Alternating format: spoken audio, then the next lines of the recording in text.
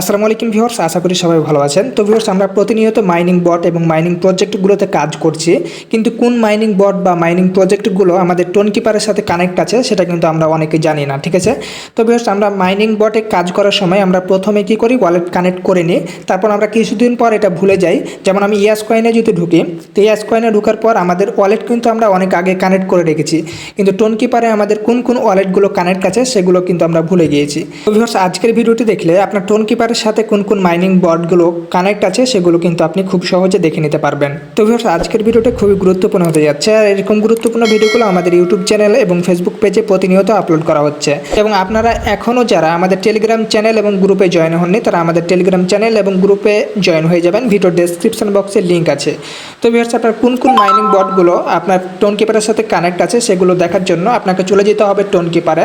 ঠিক আছে, তো টোন কিপারে আসার পর আপনার কাছে এরকম ইন্টারফেস আসবে। নিচের দিকে দেখতে পারবেন ব্রাউজার লেখা আছে, ব্রাউজার অপশানে আপনি ক্লিক করবেন।